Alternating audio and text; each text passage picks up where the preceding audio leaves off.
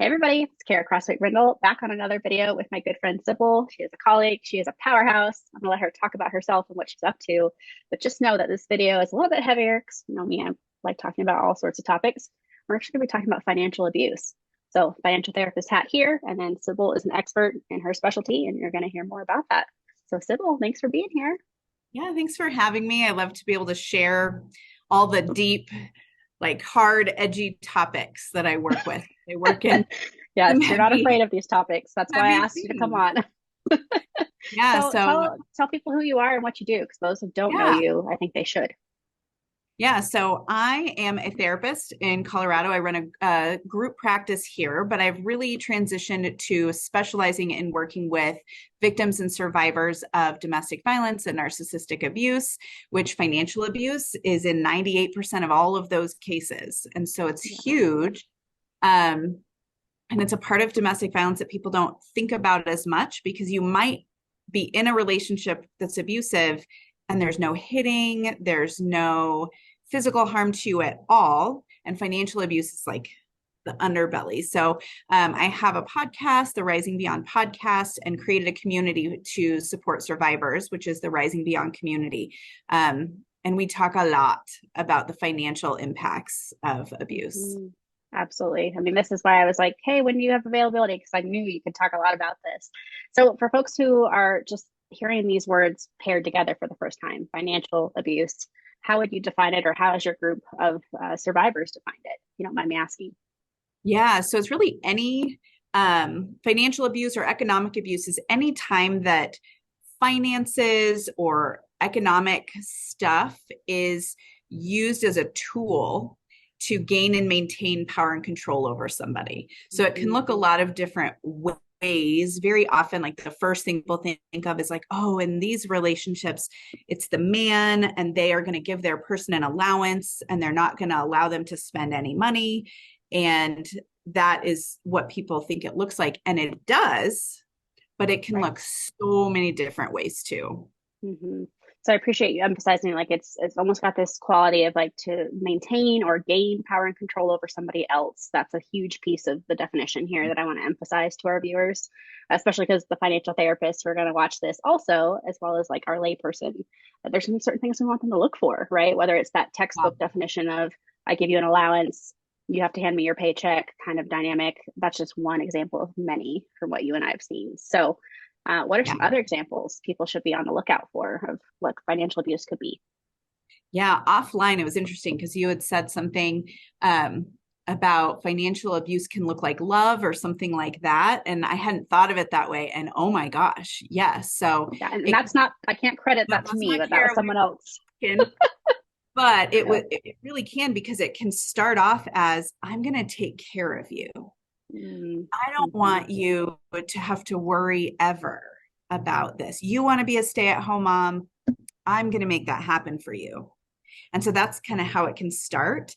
And then the flip side is if you are the breadwinner and you bring in all the money, you feel this sense of like responsibility to take care of someone, even if they are doing things like accruing extreme amounts of debt in your name Right, or right, spending all the money in these ways that are it's not communicated with you and you really have no say in how that works in what happens. And so it can look both ways of like, not leaving a relationship because you're like, but they'd be on the streets, I can't put them on the street because I bring in the money.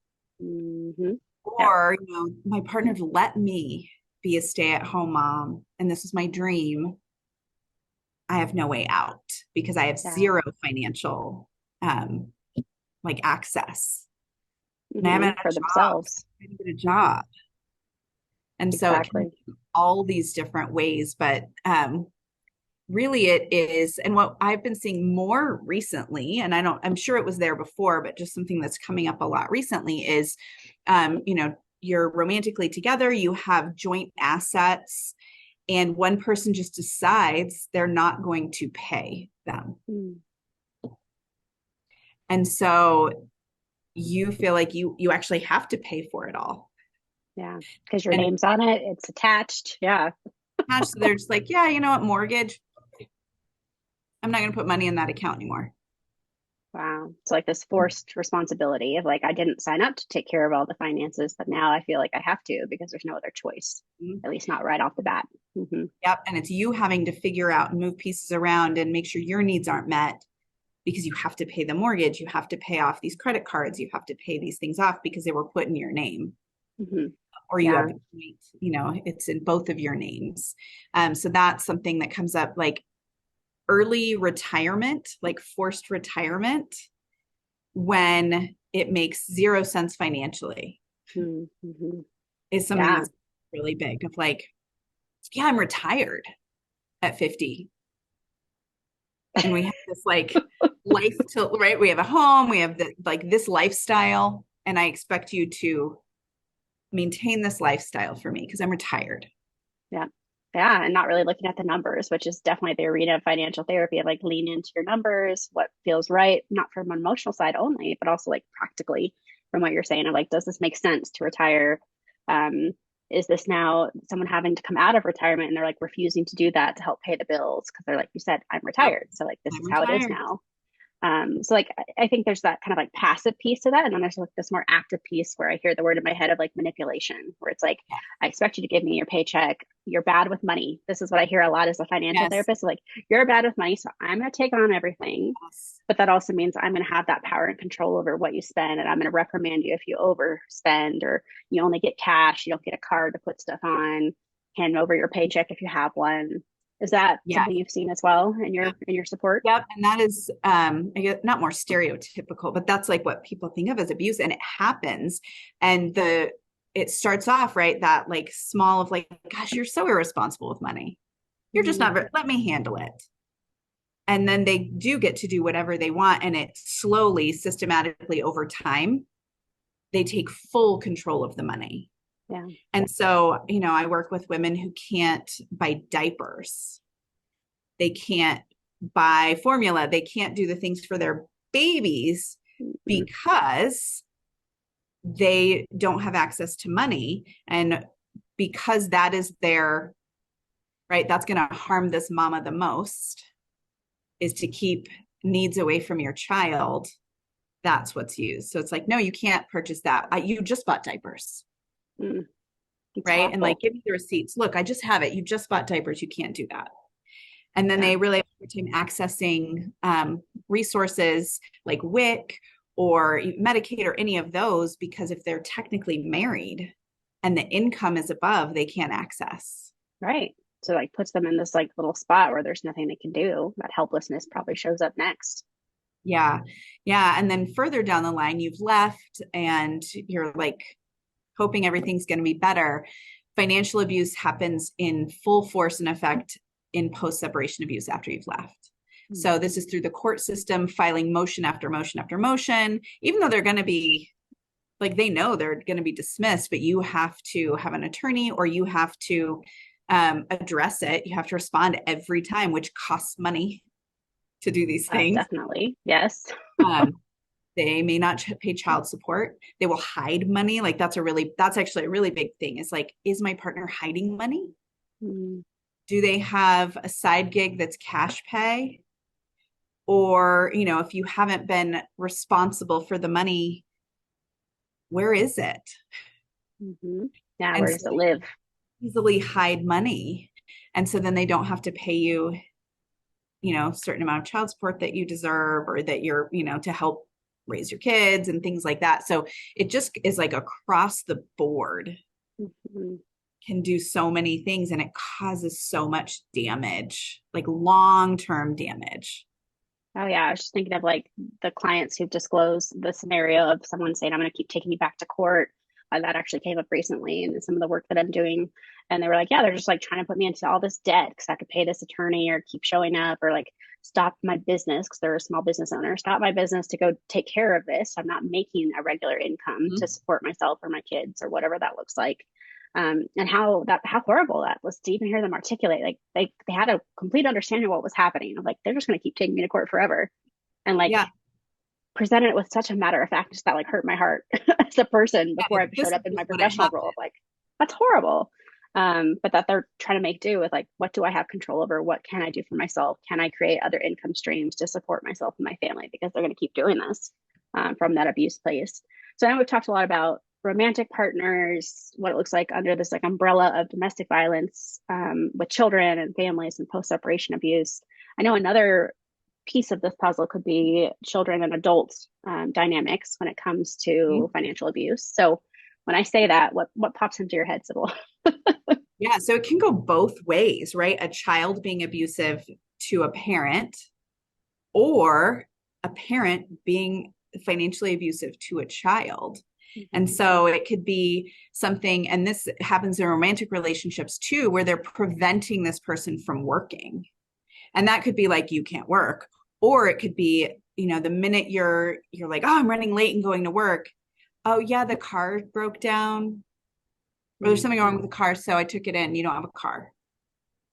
Or a major chaos, like drama ensues. Right. And you have to, it's like, oh, you're going to go to work, but you don't care about your mom enough to XYZ. And so they have to make this decision of, do I go to work and go to work on time?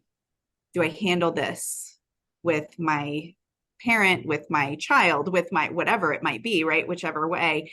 And then I will potentially lose my job. Right.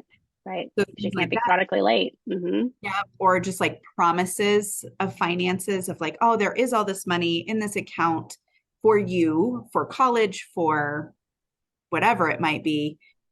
Oh, but I actually used it to do XYZ.